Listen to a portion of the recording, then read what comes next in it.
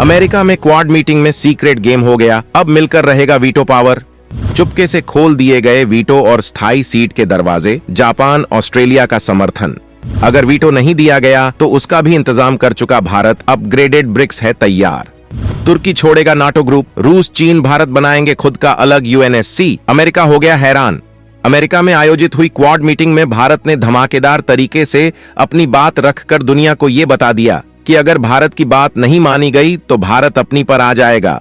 भारत जहां पर संतुलन बना सकता है तो वैश्विक मामलों में तटस्थ रहकर वो संतुलन बिगाड़ भी सकता है। इशारों ही इशारों में भारत ने दुनिया के 3 देश अमेरिका, जापान और ऑस्ट्रेलिया के सामने अपनी बात रखी कि आज भारत का कद वैश्विक मंचों में काफी ज्यादा बढ़ चुका है। ऐसे में भारत को यूएनएससी में मात्र एक अस्थायी सीट देकर यूएन खुद अपना अपमान कर रहा है और ये उसके वजूद के लिए सही नहीं है। दोस्तों, अमेरिका में शनिवार को आयोजित हुए शिखर सम्मेलन में जो बातें सामने आई हैं, उससे यही लग रहा है कि भारत अब टेढ़ी उंगली से घी निकालने वाला है। अगर आप नहीं समझ पा रहे हैं तो इतना समझ लीजिए कि यही क्वाड, यही चीन और नॉर्थ कोरिया और उनकी हरकतें ही भारत को वीटो पावर वाला छठा देश बनाने वाले हैं। और भारत ये बात समझ चुका है, अमेरिका में चुनाव होने वाले हैं और ऐसे में बाइडेन भारत को नाराज कर अपना नुकसान नहीं करवा सकते हैं। यही कारण है कि चाहे आप डिफेंस सेक्टर की बात कर लीजिए, टेक्नोलॉजी ट्रांसफर या फिर यूएनएससी में समर्थन हासिल करना हो, अब अमेरिका भारत के साथ खड़ा नजर आ रहा है।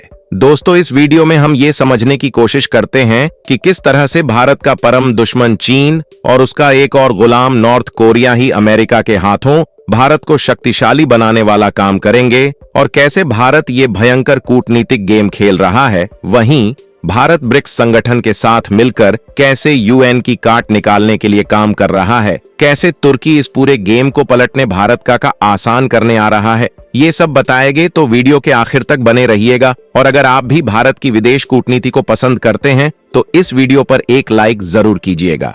अमेरिका ने दिया समर्थन तो साथ खड़े हुए जापान, ऑस्ट्रेलिया, फ्रांस, ब्रिटेन और रूस के साथ पहले ही गेम सेट कर चुका भारत। अमेरिका में क्वाड मीटिंग के दौरान जिस मामले को लेकर सबसे भयंकर तरीके से उठाया गया वो था यूएनएससी में बदलाव को लेकर, क्योंकि इसमें जापान, ब्राजील जैसे देशों को भी लाभ मिलने वाला है जो अभी तक भारत की तरह वंचित हैं। क्वाड देशों ने माना कि यूएन अपने स्थापना के बाद से ही एक नाकारा संगठन बना हुआ है जो सिर्फ नाम का ही ताकतवर संगठन रह गया है, क्योंकि इस संगठन में कुछ गिने चुने देश ही फायदा उठा रहे हैं। यूएन में बदलाव करने की जरूरत इसलिए भी हो रही है कि क्योंकि कोरोना काल, अफगानिस्तान शांति वार्ता और अब रूस यूक्रेन और इजराइल हमास के बीच चल रहे युद्ध के दौरान ये संगठन एकदम से नाकारा साबित हुआ है।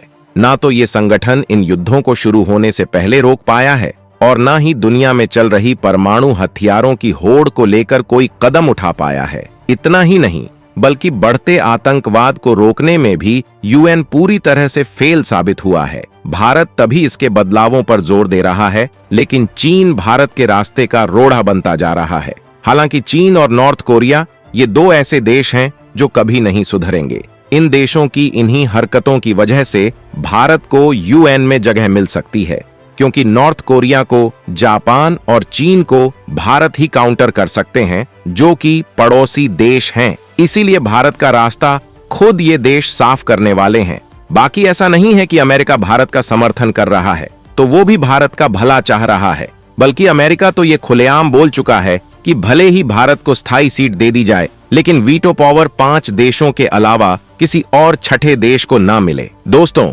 अगर के रास्ते का रोड़ा इस तरह से बनता जाएगा तो भारत वो इलाज करेगा जिसके बारे में हमने आपको पिछले वीडियो में बताया था, यानी RIC वाला। भारत, चीन और रूस के द्वारा ब्रिक्स संगठन को ही यूएन में तब्दील करने की योजना बनाई जाएगी और इसके लिए एक ग्रीन सिग्नल भी मिल गया है, यानी भारत एक नहीं 2 तरीकों पर काम कर रहा है। तुर्की ने दे दिया ब्रिक्स में शामिल का ग्रीन सिग्नल, अमेरिका ने पकड़ा सिर। ब्रिक्स संगठन निकाल देगा यूएनएससी की हवा, मिल रहे नए सदस्य। तो दोस्तों, एक तरफ जहां सभी की नजरें भारत को वीटो पावर मिलने पर टिकी हुई हैं और दुनिया भी देखना चाहती है कि भारत किस तरीके से अमेरिका के द्वारा संचालित नाटो जैसे ताकतवर देश के संगठन में शामिल होने वाला है, लेकिन पिछले कुछ दिनों में भारत और रूस ने चीन के साथ मिलकर जियोपॉलिटिक्स की पावर स्टेशन को इस तरीके से चेंज किया कि नाटो जैसे ताकतवर समूह में शामिल देश जिनके पास अकूत मिलिट्री पावर है, वह देश अब भारत, रूस और चीन के द्वारा चलाए जा रहे ब्रिक्स जैसे संगठन में शामिल होने का प्रस्ताव सामने रख रहे हैं और नाटो जैसे संगठन को छोड़कर भारत के पास आना चाहते हैं, क्योंकि भारत और रूस जैसे देशों ने मिलकर ब्रिक्स को इतना ज्यादा ताकतवर बना दिया कि यह ऑर्गेनाइजेशन सीधे तौर पर अमेरिका के द्वारा ऑर्गेनाइज किए जा रहे नाटो को टक्कर देने के लिए अपने पैरों पर खड़ा हो चुका है। और पिछले कुछ दिनों से दुनिया भर में रूस और भारत की चर्चाएं इसलिए फैल गई हैं क्योंकि अब तुर्की ने यह फैसला ले लिया है कि वह नाटो जैसे ऑर्गेनाइजेशन को छोड़कर ब्रिक्स में शामिल होगा और उन्होंने इसका प्रस्ताव भी सामने रख दिया है। दरअसल भारत पिछले कई सालों से कोशिश कर रहा था कि भारत को वीटो पावर मिल जाए, क्योंकि अगर ऐसा होता है तो भारत किसी भी प्रस्ताव को अपने आप रोक सकता है, फिर चाहे कोई भी देश उस पर राजी हो या फिर ना हो। यानी कि देखा जाए तो वीटो एक प्रकार की एक्स्ट्रा ऑर्डिनरी पावर होती है, जिससे वीटो पावर वाला देश अन्य देशों के अपेक्षा कई फैसले बिना किसी की राय सलाह लिए ले सकते हैं। और इस समय केवल 5 देशों के पास ही वीटो पावर है, जिसमें अमेरिका, ब्रिटेन, फ्रांस, रूस और चीन शामिल हैं। और यह पांचों देश अमेरिका के द्वारा ऑर्गेनाइज किए जा रहे यूएनएससी यानी कि यूनाइटेड नेशंस सिक्योरिटी काउंसिल के परमानेंट मेंबर हैं। इसीलिए भारत को भी वीटो पावर मिलने के लिए यूनाइटेड नेशन का परमानेंट मेंबर बनना था। हालांकि इसमें रूस, सिंगापुर और कुछ अन्य कंट्रीज ने तो भारत का काफी ज्यादा सपोर्ट किया कि भारत को वीटो पावर किसी न किसी तरीके से मिल जाए, लेकिन अमेरिका खुद नहीं चाहता था कि भारत को वीटो पावर मिले। यहां तक कि सिंगापुर के डिप्लोमेट्स ने यह तक कोशिश कर डाली कि ब्रिटेन से यूनाइटेड नेशंस में उसकी सीट खाली कराकर भारत को दे दी जाए, क्योंकि भारत जिस तरीके से आर्थिक कामयाबी कर रहा है और दुनिया की सबसे तेज बढ़ती हुई इकोनॉमी बन चुका है, ऐसे में भारत के पास वीटो पावर तो होना ही चाहिए। हालांकि ऐसा तो नहीं हो पाया, लेकिन कुछ ऐसा हो रहा है जिससे अमेरिका को भी शायद यह बात खटक रही होगी कि उन्हें भारत को वीटो पावर दे देनी चाहिए थी और भारत को नाटो जैसे बड़े ऑर्गेनाइजेशन में शामिल करना चाहिए था, क्योंकि अमेरिका के यूनाइटेड नेशन और नाटो से ज्यादा अब भारत के ब्रिक्स की चर्चा शुरू हो गई है। रूस ने ब्रिक्स और एससीओ जैसे संगठन की शुरुआत की, जिसमें भारत भी रूस के साथ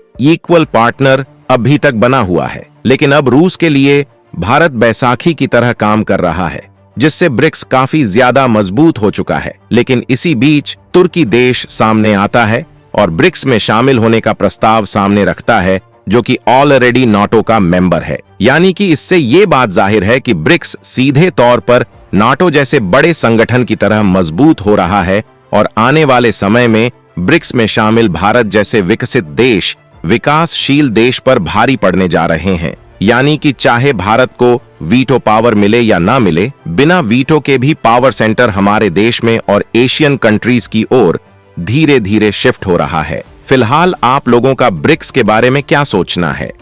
अपनी राय कमेंट में जरूर बताएं।